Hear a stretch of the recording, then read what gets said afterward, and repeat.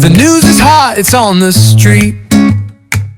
Stories breaking, skip a beat. Sanglikar's weekly got the juice. Truth unleashed, no excuse. Weekly, what's the scoop? News so fresh you'll jump the hoop. Stories rolling, headlines pop. Sanglikar's weekly never stops. From the markets to the skies, politics to fashion highs. Every week it's something new. We bring the world right to you. And for the last Saturday of May 2026, a few stray thoughts, and a few general remarks, and a few points of view, by way of a roundup of the week, all my own musings. Like, a week of weather fit for oven. Heat wave is tightening its grip across the northern region, with Delhi recording its warmest May 9 in 14 years. Now, the India Meteorological Department has issued orange and red alerts across several states, warning of severe heat wave conditions over the next few days. From Delhi to Uttar Pradesh, temperatures are soaring past 45 degrees Celsius, while some parts of the country are also bracing for heavy rainfall. Now, Delhiites are struggling through scorching days and now sweltering nights as well. The national capital recorded its warmest May night in 14 years, with the minimum temperature staying near 32 degrees Celsius. The India Met Department has issued an orange alert for Delhi NCR, of course, warning that daytime temperatures can touch 44 to 46 degrees Celsius in the coming days. Severe heat wave conditions are also sweeping across Uttar Pradesh. The IMD has issued a red alert for multiple districts, including Banda, Jhansi, Agra and Prayagraj, where temperatures have crossed 48 degrees Celsius. Authorities have advised people to avoid outdoor activity during peak afternoon hours, as hot winds and extreme heat raise the risk of heat stroke and dehydration. The IMD says that there is likely to be no significant drop in temperatures until at least 27th of May, with the heat wave to severe heat wave conditions expected to continue across Delhi, Haryana, Rajasthan, Bihar and parts of central India. Now, even as North India bakes under extreme heat, other regions are facing a different weather threat. The Weather Department has forecast heavy rainfall in Bihar, along with rain and thunderstorm activity in parts of eastern and hilly states, including Jharkhand, West Bengal, Uttarakhand, and Himachal Pradesh. Now, with millions affected by this extreme weather swing, authorities remain on high alert as India faces one of its harshest heat spells of the season. Change of guard in Karnataka. Like, there was a change of guard in Karnataka. After 8 years, Siddaramaiah stepped down as Chief Minister in favour of DK Shivkumar.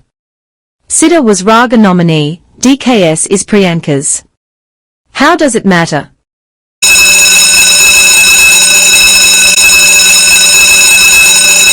Siddaramaiah steps down as Karnataka Chief Minister. Says he will continue in active state politics. After days of intense speculation, Karnataka Chief Minister Siddaramaiah has submitted his resignation to the Governor's Special Secretary at Rock Bhavan in Bengaluru. The decision was announced after a breakfast meeting with the State Cabinet earlier today. Special Secretary Prabhu Shankar received the resignation in the absence of the Governor, who is out of state. Siddaramaiah's resignation is yet to be accepted. The outgoing Chief Minister also addressed a press conference in which he said that his deputy DK Shivakumar will assume the top post now. In a social media post, Siddaramaiah also assured that he will continue to be active in state politics. Let's break down for you what really worked for DK Shivkumar. How is it that he's managed to get here to become the Chief Minister and fulfill his dream of leading the state of Karnataka? A couple of factors. One, that he constantly met with the High Command, frequent visits to the national capital over the last many months, and ensured that he was in regular touch with the AICC, with the Gandhis. And he constantly also kept reminding them of the promise that was made to him in 2023, that after 2.5 years, he'd be made the chief minister. He avoided any public disputes, any ugliness, any bad blood with Siddaramaiah. Governance continued, and that was something the AICC truly appreciated. That irrespective of promises or not, he said, I trust the High Command. He also kept his loyalists in check. It wasn't just him, but many of his loyalists who spoke out saying we want DK Shivkumar to be chief minister, left it there. They never criticized Siddaramaiah publicly, and that was something he controlled very, very carefully, that narrative. He constantly emphasized on party loyalty, on having faith in the party leadership and saying ultimately it's their decision. Constantly, if you ask him, are you unhappy? He used to say, I'm a congressman. And he's ultimately been rewarded for that loyalty, that faith and the trust that he's shown in the High Command. Sanglikar's Weekly. DK Shivakumar has a strong political background.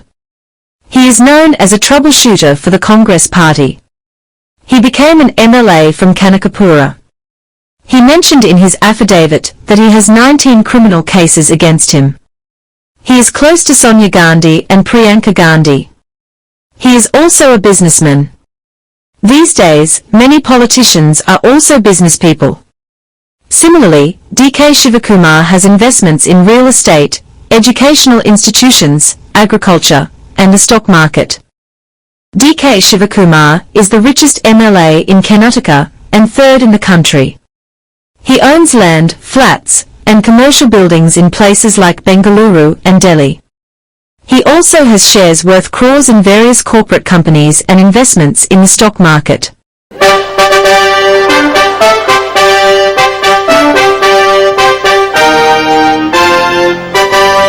Is it going to be a smooth chief ministership, sir? Do you foresee, he believes very strongly in what you tell him as an advisor, as a mentor, as a sounding board as well.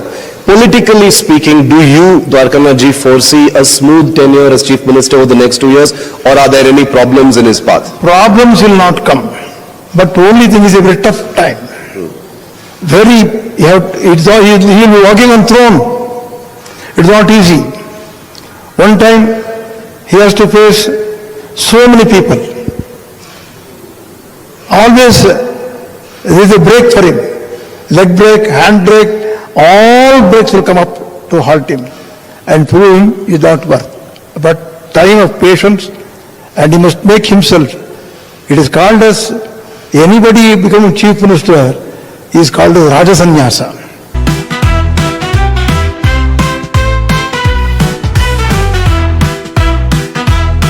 Like, now over to caste balances in the new Karnataka cabinet. Jitni Abadi, Utna Haq? 2 deputies, spot for Siddaramaiah's son. What Karnataka cabinet under Chief Minister Shivakumar can look like? The 3 C's bugging Indian democracy. Clubhouse, cockroach, and CBSE. Nestled in the heart of Lutyens, Delhi, the Delhi Gymkhana Club has for decades been synonymous with power, privilege and influence. A hub frequented by diplomats, senior bureaucrats, military officials and Delhi's elite. The club is now at the center of this major legal and political battle. The center, through the Land and Development Office under the Union Housing and Urban Affairs Ministry, has ordered the club to hand over its sprawling 27.3-acre premises. According to the government, the land is critically required for strengthening and securing defense infrastructure and other vital public security purposes. In response, the Delhi Gymkhana Club has written to the Land and Development Office seeking clarity on several issues, including whether an alternate plot would be allotted for relocations. The club says nearly 14,000 members and users could be affected. It has also highlighted the impact on over 500 employees and multiple sporting and cultural events hosted on the premises. The legal battle over Delhi Gymkhana Club is likely to raise larger questions over heritage institutions per se. Apart from government land ownership and national security priorities in the heart of the national capital. The Delhi Gymkhana Club is among the capital's oldest and most influential institutions, making this standoff one of the most closely watched property and policy disputes in recent times. One of Delhi's most exclusive institutions, the Delhi Gymkhana Club, has moved the Delhi High Court against the centre's order, directing it to vacate its iconic premises in Lutyens, Delhi by the 5th of June. The centre says the land is needed for strengthening defence infrastructure and public security as well. But the club argues that the move will affect thousands of members, employees and ongoing cultural and sporting activities. The matter is now set to be heard urgently by the Delhi High Court on Tuesday. Delhi Gymkhana. End of an era.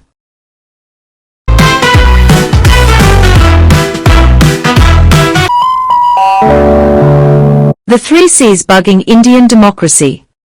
Clubhouse, cockroach, and CBSE.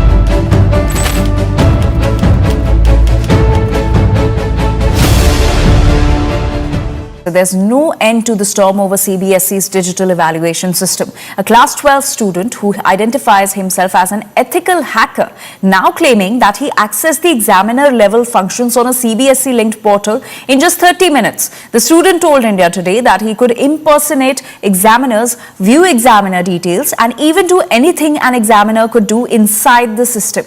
He also claims that he flagged these vulnerabilities back in February but says only one issue was fixed while others remained. These claims have not been independently verified and the CBSE is strongly pushing back now. The board says that the alleged compromise link was merely a testing site with sample data, not the actual live evaluation system. CBSE insists that no breach has been detected in the real portal used for checking the answer sheets and says that strong safeguards are already in place. Now this comes after CBSE students already raising questions over answer sheets, verification copies and evaluation transparency. And now this fresh cyber claim is adding another explosive layer to the entire controversy. This class 12 student Vedant Srivastav got called a Pakistani for just questioning his CBSE results. He noticed the physics answer sheet uploaded under his roll number wasn't even his. He spoke up, but the internet attacked him. And then CBSE quietly admitted he was right. They said it was a wrong sheet uploaded due to a technical glitch. Now Vedant isn't the only one. Class 12 students across India are reporting blurry scans of answer sheets, frozen portals, payment failures and marks that make no sense. Even teachers can't figure out the new on-screen marking system. And these aren't just any students. These are kids who just survived JEE, who are cramming for NEET re-examination, who are watching college cutoffs in real time. CBSE promised a digital revolution. What it delivered was a disaster, and 17-year-olds are paying the price. In April of this year, CBSE told schools something very clearly, and that was that the mandatory third language requirement for class 9 students won't kick in until the session of 2029 and 2030. Schools had planned around that, parents had planned around that, and students who had been studying French or German for years also were expecting something else. Then on May 15th, a new circular landed. CBSE circular on your screen said from July 1st, 2026, that is 6 weeks away from that date, every class 9 student must study 3 languages, with at least 2 of them being Indian languages. Foreign languages like French and German can be opted for as a 4th language alternatively. Apparently, there are no textbooks or trained teachers ready. In fact, the circular itself acknowledged this, suggesting schools should create an interim arrangement where teachers from other subjects with functional proficiency are utilized here and use class 6 textbooks for class 9 students. 19 parents and teachers from Delhi, Gurgaon, Noida and Chennai took this to the Supreme Court, and senior advocate Mukul Rohatgi, arguing for the petitioners, said that the textbooks don't even exist yet. Senior advocate Kapil Sibal called it a federal issue. Language, he said, cannot be imposed. The Supreme Court's bench of Chief Justice of India Suryakant, Justice Joy Mallya Bagchi and Justice Vipul Pancholi has now asked the Union Government, CBSE and NCERT for a comprehensive response. So there's no stay yet. July 1st is still the deadline and the next hearing is on the second week of July. Supreme Court agreed to examine the validity of the CBSE's three-language formula for Class 9 students, which now requires them to study 2 native languages. A bench headed by CJI Kant sought detailed responses from the Centre, CBSE and NCERT on the matter. However, the court declined to stay the implementation of the policy.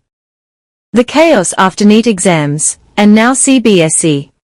The three-language formula. What's happening? The 3 C's bugging Indian democracy. Clubhouse, cockroach, and CBSE. A cockroach has become an unlikely symbol of defiance for India's Gen Z. The Cockroach Janata Party, a parody of Narendra Modi's ruling Bharatiya Janata Party, exploded online after India's Chief Justice Surya Kant compared unemployed young people to cockroaches. Its Instagram following surged past 22 million within a week, more than double the BJP's main account. Supporters have dressed as cockroaches, created viral street art and flooded social media with AI-generated insect mascots, mocking India's political system. The movement was launched by 30-year-old Boston University student Abhijit Dipke, who flipped the Chief Justice's cockroach insult into a rallying cry for frustrated young Indians. Where does cockroach exist? They exist in a place which is rotten. So is the system so rotten that the cockroaches are coming out in such a huge number? We have to think about that. But why is the Indian government so unsettled by this online movement? Behind the memes is real anger. With an average age of 29, India has the world's youngest population, yet youth unemployment is soaring, with CJP supporters accusing it of ignoring the struggles of young people. Dipke says the movement's website was taken down by the government and claims their social media accounts have repeatedly been hacked. He's even filed a petition at the Delhi High Court challenging the abrupt suspension of the CJP's X account. The Aam Aadmi Party, or AAP, also began as an anti-establishment movement in 2012, promising to challenge corruption and shake up Indian politics. A decade later, the party was in disarray and faced severe corruption allegations that eroded its clean image. Dipke himself was a member of the AAP, but ex-AAP leader Prashant Bhushan says the CJP may have learned from those failures. For now, the CJP is still mostly a viral protest movement, but with millions already rallying behind it online and some supporters now appearing on the streets, many are questioning whether India is witnessing the early stages of something much bigger. A video circulating on X purportedly showing External Affairs Minister S. Jaishankar urging US President Donald Trump and Secretary of State Marco Rubio to hand over the handlers of the Cockroach Janata Party to India was fact-checked by the Press Information Bureau. The PIB clarified that the video was fake and AI-generated. According to PIB Fact Check, the original footage was from a joint press conference and was manipulated using artificial intelligence.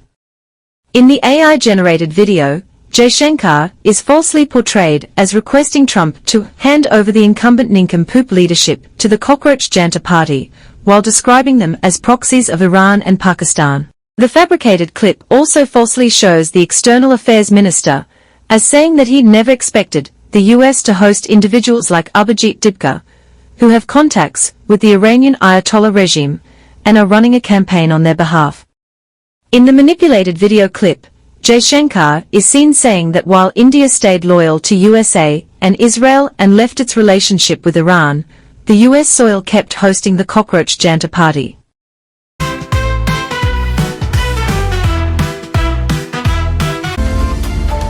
You are watching Sanglikar's Weekly. Maharashtra Congress Chief Harshvardhan Sapkal sparks fresh row with Daridra remarks against PM Modi. India's onion decides global prices of onions. In the past some time, Modi has spoiled relations with Bangladesh, and they have stopped buying our onions. The same thing happened with Sri Lanka and Iran also, they are not purchasing our onions. Modi has spoiled relations with all our neighbors and friendly countries, and until this Daridra PM is in office, no country is ready to import our onions, he said. In another remark during his speech, the Congress leader used objectionable language while referring to the Prime Minister and criticized the government over fuel exports to Bangladesh. Modi जो आहे हा सर्व आपल्या शेजाऱ्या पाजाऱ्याशी आणि जगातल्या सर्व लोकांची भांडणं घेतलेलं आहे. हा जोपर्यंत दलिंदर पंतप्रधान पदाच्या खुर्चीवर आहे तोपर्यंत भारताचा कांदा कोणी आयात करायला तयार नाही. असं म्हणणं योग्य नाही, मात्र दुसरा शब्द नाही. अरे मोदी तू सांग ना की डिझेल पाहिजे असेल तर कांदा घ्यावा लागेल, एक के साथ एक, तर आम्ही तुम्हाला डिझेल देऊ. मात्र याची सांगायची हिम्मत नाही. आंतरराष्ट्रीय सगळ्यांशी हा भांडला, आपला कांदा कोणी घ्यायला तयार नाही. याचं सोल्युशन काय, याचं औषध काय? ये सरदार निकम्मी है, ये सरकार बदलनी है. कुठलाही चुकीचा शब्द हा वापरलेला नाही. जो दलिंदर जो आहे हा कॅरेक्टर दर्शवणारा, लक्षण दर्शवणारा शब्द आहे. दरिद्री हा संस्कृत शब्दाचा बोली भाषेमध्ये रुळल्यानंतर दलिंदर हा त्याचा वाक्यात उपयोग आहे. मोदी आल्यापासून शेतकऱ्यांचे भाव पडलेले आहेत, बेरोजगारी वाढलेली आहे, महिलांवरील अत्याचार वाढलेले आहेत, भ्रष्टाचार बोकाळलेला आहे. आणि अशा परिस्थितीवर संदर्भामध्ये मी काल त्यांचा तो उल्लेख केला. संस्कृत मधला मूळ शब्द हा जर भारतीय जनता पक्षाला खटकला असेल तर नरेंद्र मोदी हे पनोती आहेत, हा जरा समजेल अशा भाषेत मी शब्दप्रयोग पुन्हा एकदा या ठिकाणी करतो.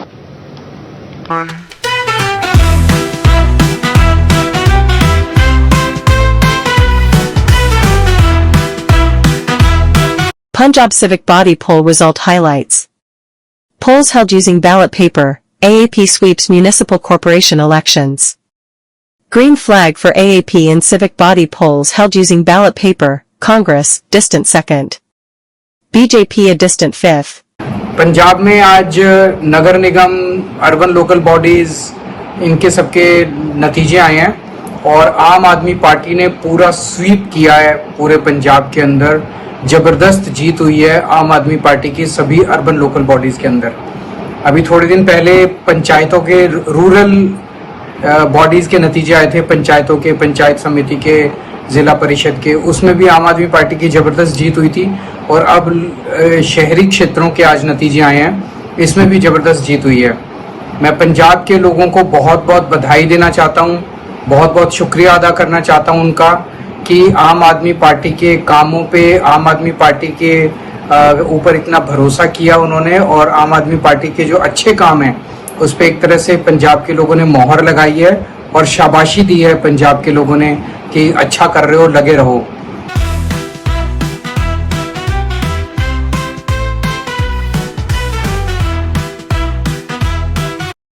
CPI, M, and police clash during ED raid at Pinarayi Vijayan's residence. Violence breaking out over raids at former Chief Minister Pinarayi Vijayan. In fact, the case was against his daughter T. Veena, a PMLA case by Enforcement Directorate, which resulted in raids across locations, including the ex-Chief Minister's rented residence in Thiruvananthapuram.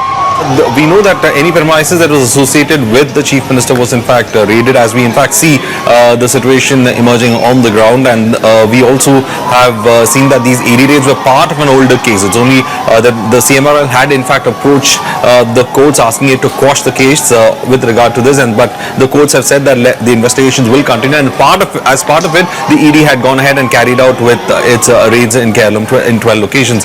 But it looks like the situation in Thiruvananthapuram has become very tough, especially with large gathering of CPM supporters at the rented accommodation of the former Chief Minister and now the LOP of the Kerala Assembly. So hectic politics happening on one side with the Congress as well as the CPM trading blames with each other, trying to say that you guys are all part of the B team. Who's the B team? Nobody knows, but they keep ensuring that allegation is put to each other. Now the CPM saying that the Congress is in hands and gloves with the BJP and is trying to in fact ensure that CPM is wiped out from Kerala. That is the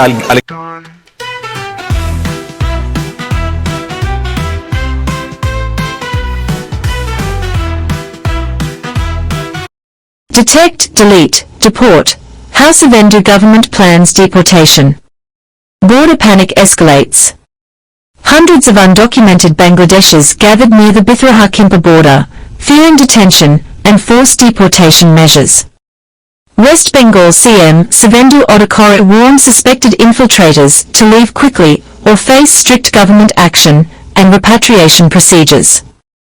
BSF personnel detained returnees near Swarupnagar before completing formal verification and handover processes with Bangladeshi authorities. Newly established holding centres in Malda and Murshidabad prompted many workers to voluntarily return to Bangladesh. Returnees employed across Kolkata feared imprisonment, deportation proceedings, and prolonged confinement inside newly created detention facilities. Authorities said illegal immigrants could be directly handed to BSF without court intervention under existing provisions. Bangladeshi जो नागरिक है उनका लेने का जिम्मेदार तो है उनका। तो जब हम लोग यहाँ से बोल रहा था तब वहां से उनका जो स्पोक्स पर्सन है मैं देखा था सोशल मीडिया में और यूट्यूब में आया, तो उन्होंने बताया जो बांग्लादेशी है वो तो हम लोग ले लेगा। तो ये सब बांग्लादेशी है, उसको ले लेना चाहिए, लेकिन ये लोग को पुलिस को हम लोग बता दिया जेल में भेजने का जरूरत नहीं है। देश के रुपया में खाना खाएगा, कपड़ा देगा, मेडिसिन देगा, एक दामाद है ये लोग। जल्दी जल्दी भागो, जल्दी जल्दी भागो, नहीं तो जो करना है सरकार करेगा। बांग्लादेशी जो नागरिक है उनका लेने का जिम्मेदार तो है उनका। तो जब हम लोग यहाँ से बोल रहा था तब वहां से उनका जो स्पोक्स पर्सन है मैं देखा था सोशल मीडिया में और यूट्यूब में आया, तो उन्होंने बताया जो बांग्लादेशी है वो तो हम लोग ले लेगा। तो ये सब बांग्लादेशी है, उसको ले लेना चाहिए, लेकिन ये लोग को पुलिस को हम लोग बता दिया जेल में भेजने का जरूरत नहीं है। देश के रुपया में खाना खाएगा, कपड़ा देगा, मेडिसिन देगा, एक दामाद है ये लोग। Like, in Kerala, Chief Electoral Officer Kelkar is appointed as Secretary to Chief Minister. Ditto for Agrawal as Chief Secretary in West Bengal. A new trend? What is the allegation? He was a chief electoral officer here. Now the election is completed. He has to come back to the state service. After the work of chief electoral officer, he should be retired. What you are saying? The retirement, voluntary retirement. After the job of chief electoral officer? No. He has to come back to the service. He came back to the service. He is a very good officer, very efficient officer. And I am looking after this finance also. He was the former expenditure secretary and GST commissioner. I need him. So I appointed him in my office. What is the irregularity? What is the violation of the rules of procedure? Nothing happened. In Bengal, the Congress, CPM and Trinamool Congress made allegation against the chief electoral officer that he manipulated the electoral roll, that he deleted huge number of voters from the electoral roll. There was no such allegation in Kerala against the chief electoral officer by BJP. No allegation. CPM, they have not made any allegation. Then why it is a controversy? Nothing. He has to come back to the All India service and the state cadre. He is working with us. He is the part of the government. All officers are part of the government. He has to work as a part of the office. He is the person behind our victory. See, the CPM is saying that we got 102 seats out of 140 seats. He is the person behind that. Then why Ratan Galkar was proposed by the previous government? They submitted the panel to the chief election commissioner. His name was in the panel. That is why the election commissioner appointed him as the chief electoral officer. Then what is the irregularity? Nothing. No violation of rules of procedure, nothing.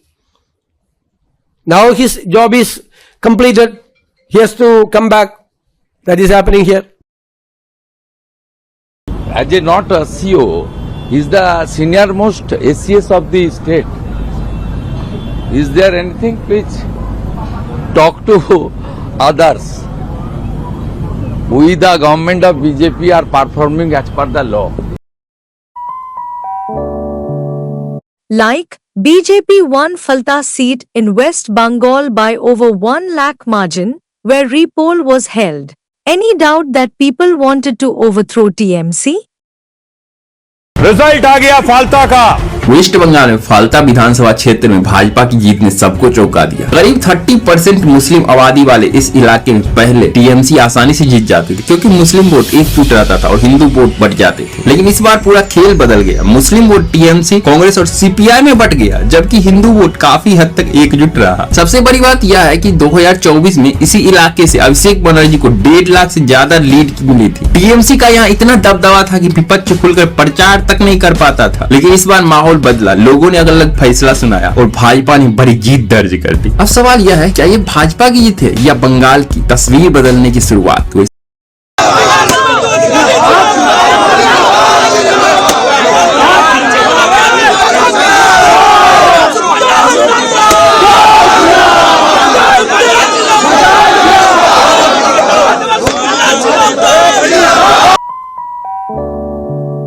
Like, 3 senior cops who were laughing at a press briefing of a 10-year-old girl's rape and murder case in Coimbatore were suspended by Tamil Nadu Chief Minister Vijay. Well done. Tamil Nadu के कोयम्बटूर के सुरूल में press conference का video social media पर आग की तरह फैल रहा है। इसमें वरिष्ठ पुलिस अधिकारी मुस्कुराते हुए दिखाई दिए। इसी वीडियो ने अब बड़ा राजनीतिक और नैतिक विवाद खड़ा कर दिया। बीजेपी ने इसे संवेदनहीनता बताया, जबकि सोशल मीडिया पर लोगों ने सवाल उठाया कि जब पूरा राज्य गुस्से और दुख में है, तब इतने बड़े अधिकारी आखिर हंस क्यों रहे थे। बताते हैं कि आखिर क्या है पूरा मामला। 21 मई को सुरूल इलाके से 10 साल की बच्ची लापता हुई थी। पुलिस के मुताबिक बच्ची घर के बाहर खेल रही थी, तभी आरोपी उसे बहला फुसलाकर ले गया। बाद में बच्ची का शव मिला, जिसके बाद पूरे तमिलनाडु में आक्रोश फैल गया। सरकार ने दावा किया कि 24 घंटे के अंदर आरोपियों को गिरफ्तार कर लिया गया। इसी केस को लेकर पुलिस अधिकारियों की संयुक्त प्रेस कॉन्फ्रेंस आयोजित की गई थी, लेकिन प्रेस कॉन्फ्रेंस शुरू होने से ठीक पहले का वीडियो वायरल हो गया। वीडियो में आईजी आरवी राम्या मुस्कुराते दिखाई दी, साथ ही डीआईजीपी स्वामीनाथन भी हल्के मूड में नजर आए और एसपी अल्लातीपाल्ली पवन कुमार रेड्डी भी साथ में हंसते दिखे। बस यहीं से विवाद शुरू हो गया। अब बताते हैं कि आखिर कौन है ये तीनों अधिकारी। IG RV Ramya Tamil Nadu police की वरिष्ठ आईपीएस अधिकारी हैं। फिलहाल वेस्ट जोन के इंस्पेक्टर जनरल यानी आईजी हैं। उन्हें सख्त प्रशासनिक छवि वाले अधिकारी माना जाता है और कई बड़े कानून व्यवस्था ऑपरेशन संभाल चुकी हैं। दूसरा, डीआईजीपी स्वामीनाथन, ये कोयम्बटूर रेंज के डीआईजी हैं। वो लंबे समय से तमिलनाडु पुलिस में विभिन्न जिलों में तैनात रहे हैं। अपराध नियंत्रण और फील्ड पुलिसिंग में उनका अनुभव माना जाता है। तीसरा, एसपी अल्लातीपाल्ली पवन कुमार रेड्डी, ये वर्तमान में कोयम्बटूर जिले के एसपी हैं। वो युवा आईपीएस अधिकारियों में गिने जाते हैं और कई हाई प्रोफाइल मामलों की जांच देख चुके हैं। वीडियो का सच क्या है? अब तक सामने आई जानकारी के मुताबिक वीडियो प्रेस कॉन्फ्रेंस शुरू होने से ठीक पहले का है। किसी ने छोटा क्लिप काट कर वायरल किया। ये साफ नहीं है कि अधिकारी किस बात पर हंस रहे थे, लेकिन केस की संवेदनशीलता को देखते हुए लोगों ने इसे गलत माना। यानी विवाद सिर्फ हंसी का नहीं, बल्कि उस समय और माहौल का है जिससे ये वीडियो सामने आया है। ये मामला सिर्फ एक वीडियो तक सीमित नहीं रहा। इसके पीछे कई बड़े सवाल खड़े हो गए हैं कि क्या सिस्टम ऐसे मामलों को पर्याप्त संवेदनशीलता से हैंडल करता है? क्या सार्वजनिक पद पर बैठे लोगों को बॉडी लैंग्वेज का ज्यादा ध्यान रखना चाहिए? क्या सोशल मीडिया छोटे क्लिप से नैरेटिव तय कर देता है? तमिलनाडु में ये मुद्दा कानून व्यवस्था से ज्यादा संवेदनशील प्रशासन की बहस बन चुका है। बीजेपी नेताओं ने इसे सीधे कानून व्यवस्था और सरकार की संवेदनशीलता से जोड़ दिया। पार्टी नेताओं का आरोप है कि सरकार मामले को हल्के में ले रही है। अब तक तीनों पुलिस अधिकारियों की तरफ से इस वायरल वीडियो पर कोई आधिकारिक सफाई नहीं आई है। हालांकि मंत्री कीर्तन का कहना है कि ये सब रिएक्शंस, मुस्कुराना और हंसना प्रेस कॉन्फ्रेंस से पहले के थे, जो कि अब क्लिप लगातार वायरल हो रही है और उसे राजनीतिक रंग दिया जा रहा है।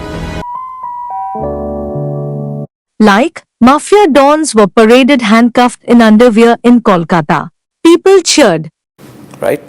Now let me give you a third example. Ladies and gentlemen, Sahin Mullah. He is also a so-called mafia don, full frame, ladies and gentlemen. down to his underwear. He's got that stupid smile on his face, but he's actually very embarrassed. He doesn't know what to do. So he chose slightly longer boxer shorts because he wanted to pass them off as pajamas. They are not. They are his underwear. And you know what he used to do is that he used to collect the money from all the local residents and shopkeepers in the Beltala area, Sankrail area, Howrah district. He made a lot of money for the Trinamool Congress, and there he is handcuffed, being taken like an animal, trying to be smart about it, but he's a shameless idiot. And there he is, ladies and gentlemen, the mafia don Sahin Mullah. Another mafia don, ladies and gentlemen, Mamta Banerjee's list of mafia dons is very long. Now they're all in their underwear. So he has told the police to strip them, and then they are made to walk the same streets and lanes that they once terrorized with their threat culture. This time they have no guns, they have no rifles, they have no knives. Like, 19 died in a huge tragedy near Pune in Maharashtra. And CM's assurance to get to the root of the matter sounds hollow. Ditto for collapse of an under-construction bridge in UP which killed 6 people. Let's shift our focus to Maharashtra now. Death toll in Pune toxic liquor case has risen to 18. Death toll rises to 18 in toxic liquor tragedy. 13 people have died in Pimpri Chinchwad and 5 in Pune city. FIR has been registered against prime supplier Yogesh Wankhede at Dapodi police station for culpable homicide. Chemical analysis confirms lethal methanol was mixed into illicit liquor. Police also recording statements of 8 victim families and have also sealed the house where the toxic alcohol was consumed. Excise department has also raided 3 locations. Manhunt launched for liquor den owner Colonel Singh Virka. So those are the details we are picking up. Like, isn't it naive to introduce AI for building proposals in BMC? Don't they know nothing moves in BMC without placing weight on proposals? Mumbai, the financial capital of India, never stops growing. It rises, rebuilds, and reinvents itself every single day. Every project begins with one critical step: approval. For architects, developers, and the real estate industry, that step can shape everything. Timelines, costs, launch plans, investor confidence, client trust. And when projects slow down, the city feels it. But under Honorable Chief Minister of Maharashtra, Shri Devendra Fadnavis's leadership, BMC grew more advanced and future-ready. Starting with Auto DCR with Softec, BMC moved from manual drawings to digital submissions and automated scrutiny. But one challenge still remained. Too many proposals continued to reach the authority with missing details, compliance gaps, and incomplete documents. That led to objections, resubmissions, delays, and uncertainty for applicants. After 2015, single window clearance and GIS integration further made the approval process faster, smarter, and more transparent, while contributing to India's improved global ranking in ease of doing business for construction permits. Now, BMC is ready for the next leap in urban governance, where AI takes the wheel and approvals move faster than ever. A vision Honorable Chief Minister Shri Devendra Fadnavis has been pushing the city toward. With Civic Twin, artificial intelligence enters the approval journey, helping applicants identify issues early and improve proposal readiness in advance.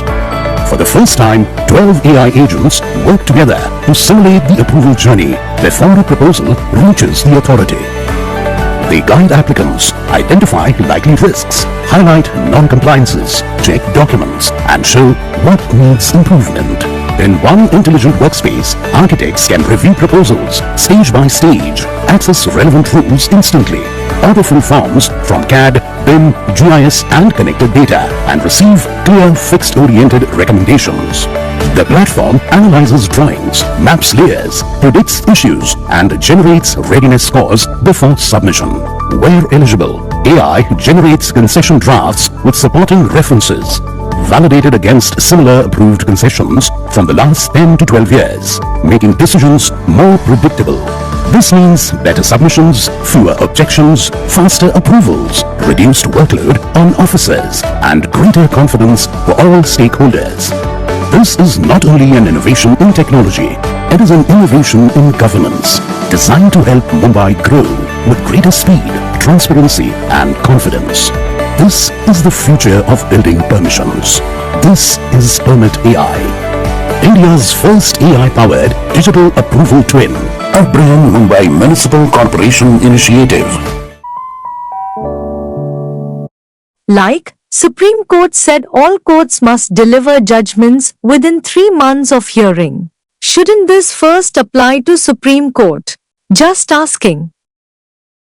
The Supreme Court has issued nationwide guidelines to ensure timely delivery of reserved judgments by High Courts. A bench led by Chief Justice Suryakant directed that reasoned judgments be pronounced within 3 months of being reserved. In matters involving personal liberty such as bail applications, orders should ideally be passed the next day. The court also ordered greater transparency through website updates, SMS notifications and monitoring mechanisms to prevent undue delays in justice delivery.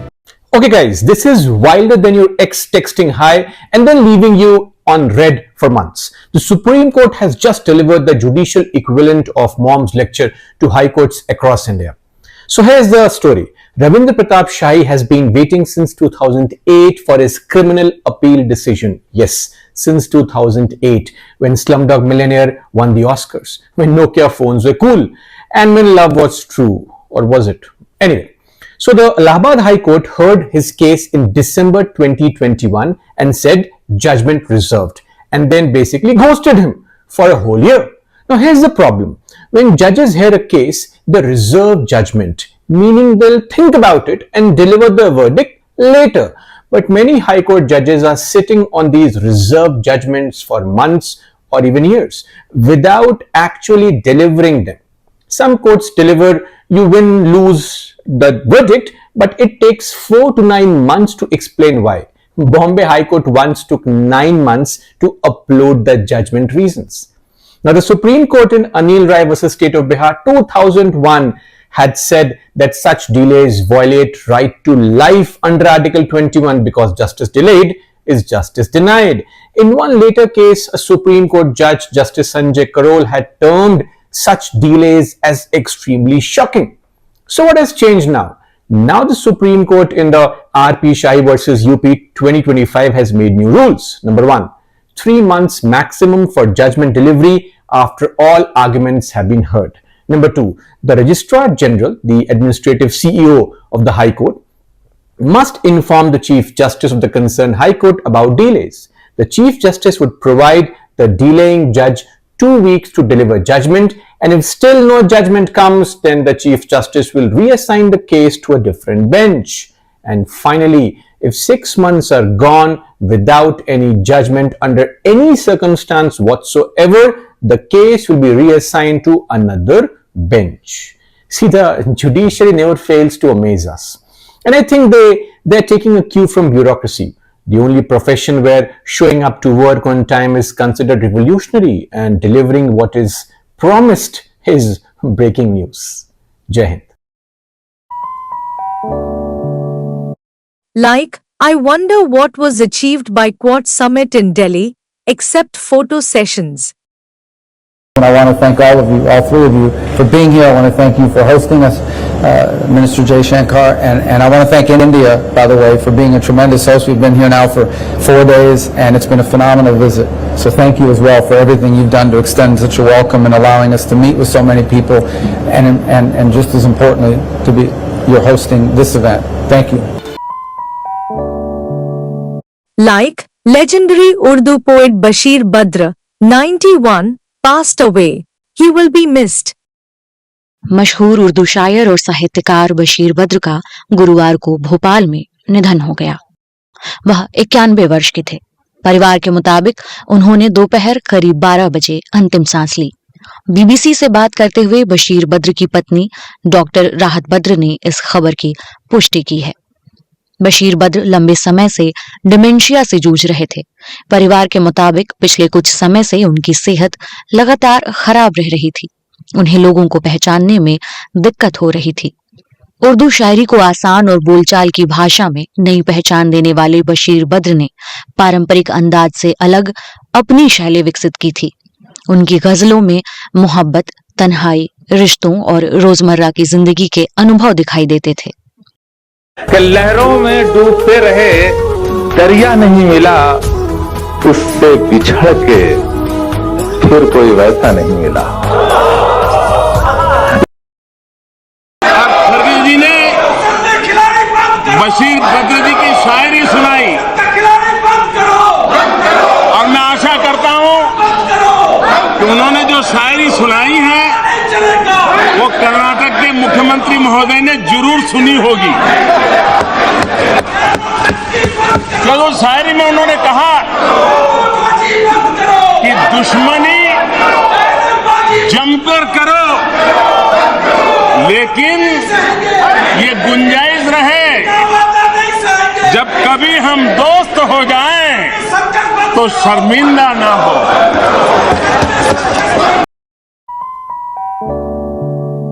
Like, Sridhar Vembu appealed to Indians in USA to return to India instead of facing green card humiliation. Is anybody in USA listening?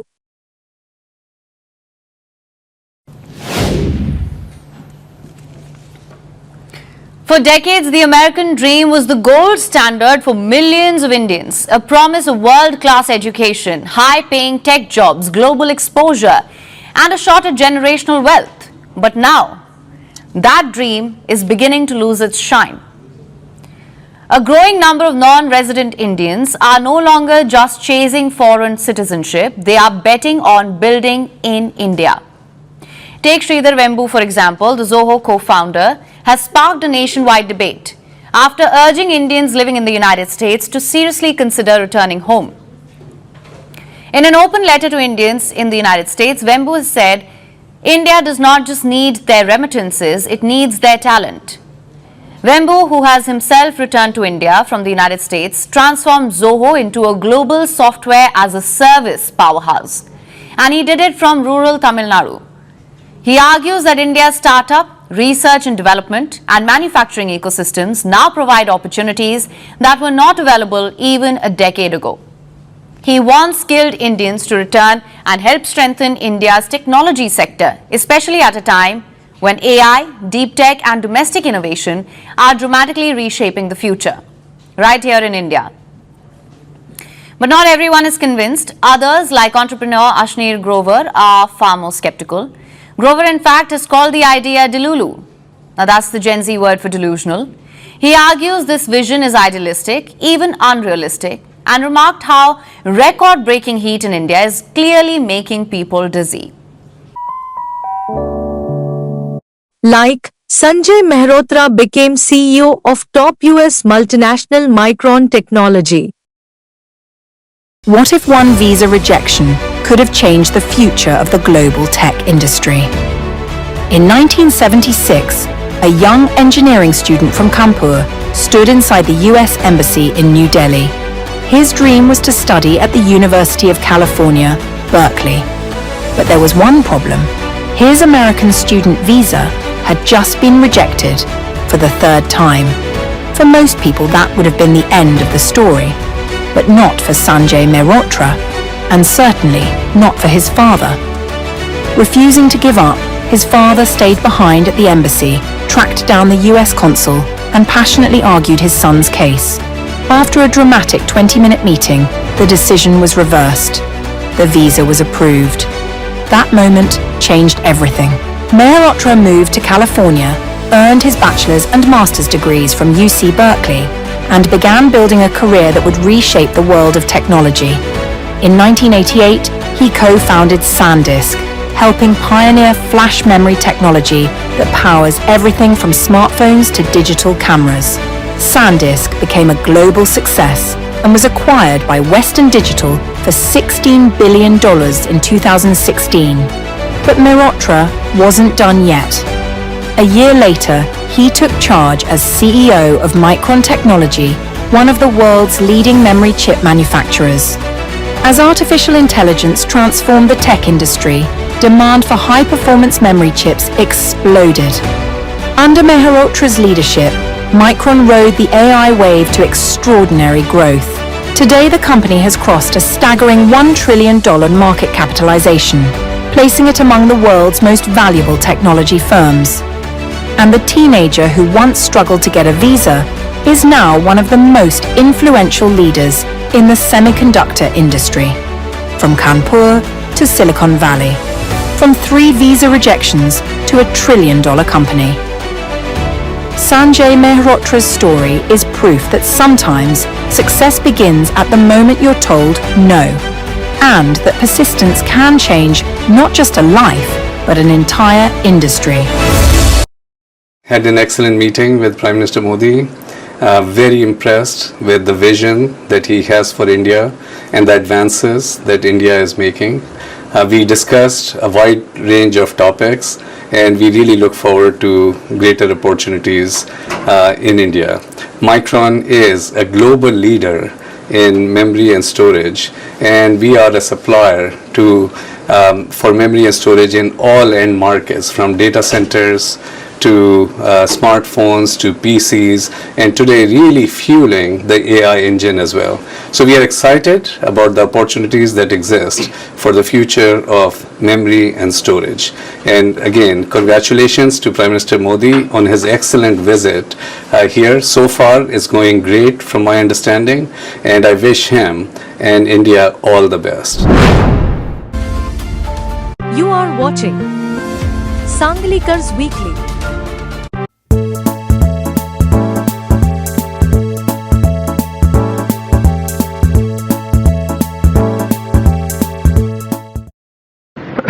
Padma Vibhushan Shri Dharmendra Singh Deol मरणोपरांत कला film अभिनय उनकी पत्नी श्रीमती हेमा मालिनी।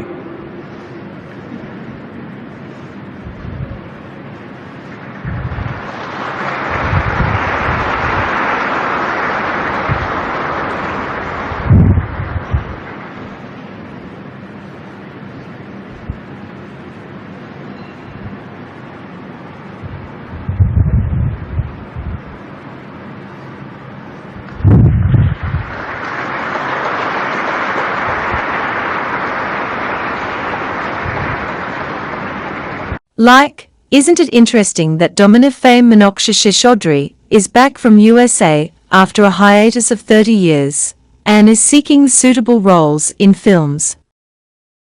बहुत time के बाद आप वापस आए। सबसे पहला जो क्वेश्चन मेरे को आपके लिए ये है, जब आप फर्स्ट टाइम आए after long time, did you here that स्वदेश का गाना? ये जो did you have that the smell of India as soon as you landed and you're like, I'm back in my country? मैं भारत इसलिए वापस आई क्योंकि यहाँ की मिट्टी की जो खुशबू है वो मुझे उसे खींच के वापस लाई है। Apart from my love for the entertainment industry, आते ही सबसे पहले मैं बहुत क्रिटिकल थी। यहाँ की सड़कें कैसी हैं, यहाँ की बिल्डिंग कैसी हैं, traffic jam, overpopulation, no sanitation, जो मिले सामने से मैं बोलूं कि ओ माय गॉड यूएसए में ऐसा है और यहाँ ऐसा है। 1 महीने के बाद मैं समझ गई कि रिया अब यही हकीकत है। इस देश में ऐसी बहुत सी बातें हैं जो यूएसए में नहीं है, और उसी लिए मैं वापस आई हूँ। After that I was cool. अंदर की बात, बिग बॉस की ऑफर आई और मैंने मना कर दिया। सीधी सी बात है, मैं कुछ ज़्यादा ही सिंपल हूँ और बिग बॉस के लिए अलग किस्म के अकल की ज़रूरत है। अगर आप जाएंगे तो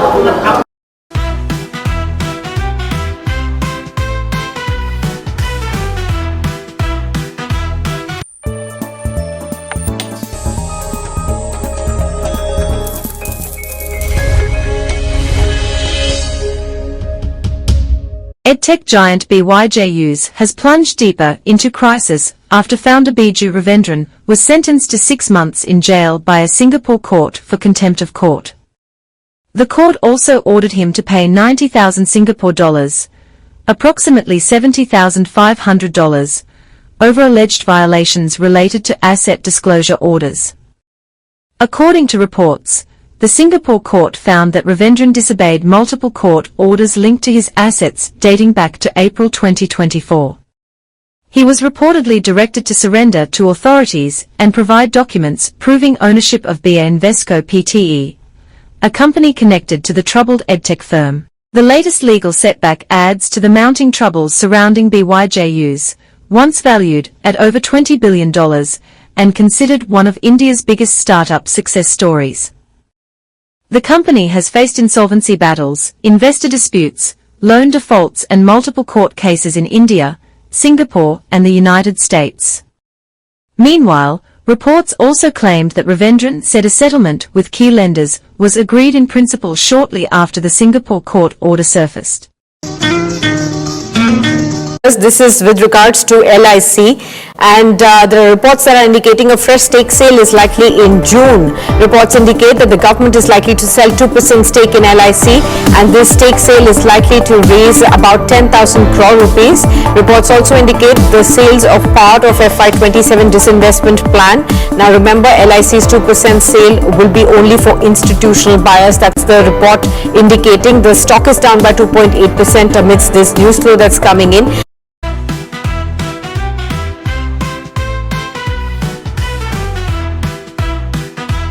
Sensex crashes over 1,000 points as weak monsoon forecast, global worries hit markets. Indian equity markets plunged sharply, with the BSE Sensex falling more than 1,000 points, and nearly Rs 5 lakh crore wiped off investor wealth, amid concerns over a weak monsoon forecast, continued foreign investor selling and uncertainty around a US-Iran peace deal. The latest forecast by the India Meteorological Department is making headlines. For 2026, the southwest monsoon is expected to be slightly weaker than usual, around 92% of average rainfall. Normally, India gets about 87 centimeter rain in the monsoon season. Now, here's the interesting part. The oceans control our monsoon like a remote. Right now, we are moving away from La Nina, where ocean water is cooler and usually helps bring good rainfall. Instead, there is a chance of El Nino forming, where ocean water becomes warmer and can cause less rain in India. Both of these are part of a bigger system called ENSO, which affects weather across the world. There's also the Indian Ocean Dipole. If it turns positive, it can help bring some extra rain. So in simple words, the 2026 monsoon may be a bit weak, but the final result depends on how these ocean switches behave in the coming months.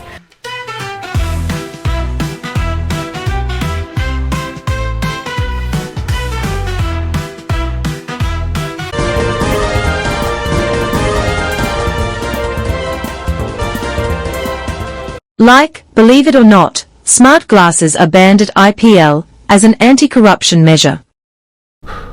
Hey Meta, what's the most difficult boundary ever played? A 93.7 meter straight boundary. Got it. What more can I do for the game?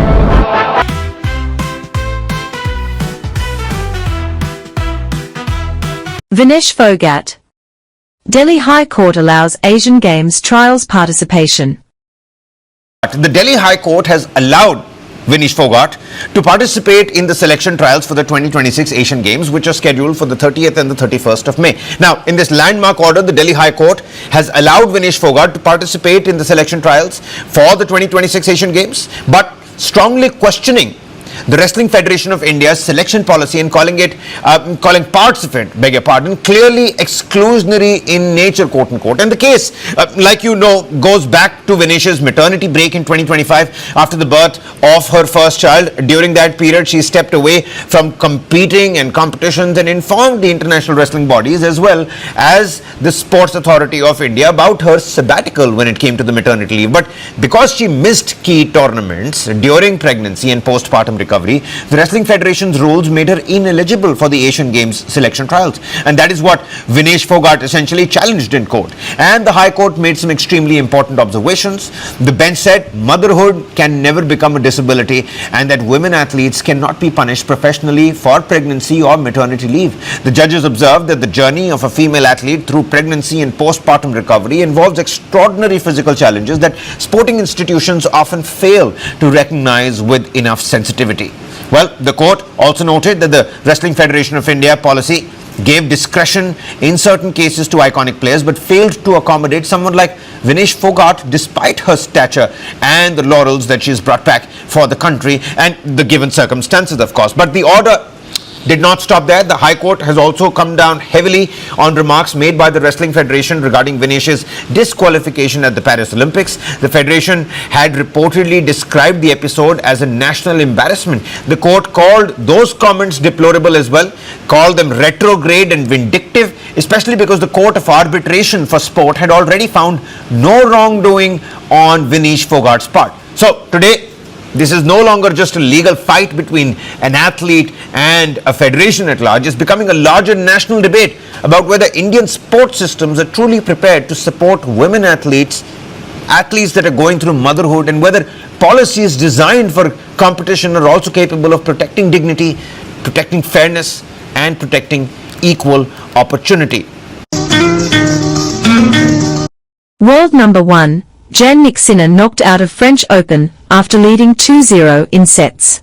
The world number 1 and the overwhelming favourite to win the men's single title, Jannik Sinner, is out, beaten in the second round by the Argentine Juan Manuel Cerúndolo. Sinner had won his first round match comfortably and looked like he was going to make serene progress into round 3, I should say, in Paris today. He raced into a 2-set lead, but then as he was serving for the match at 5-2 in the third, he began to struggle in the hot conditions on court. Philippe Chatrier, he lost 15 straight points before taking a medical timeout. That pause did not help. He lost the set 7-5, and then it all unravelled from there as the Italian continued to suffer physically and complained of feeling sick as well. Cerúndolo, ranked 56th in the world, took the last 2 sets 6-1, 6-1. So Sinner's hopes of completing the career Grand Slam are over for another year. He just needed the title in Roland Garros. What an opportunity missed, given of course that his great rival Carlos Alcaraz was ruled out of the tournament through injury, and today's defeat a huge shock given the form that Sinner was in going into this one. Sinner blames illness rather than extreme heat after crashing out of French Open. Italian says 5-set Cerúndolo defeat, tough to accept. Zverev is new favourite for men's title. Alexander Zverev is the new French Open favourite following Jannik Sinner's shocking second-round exit.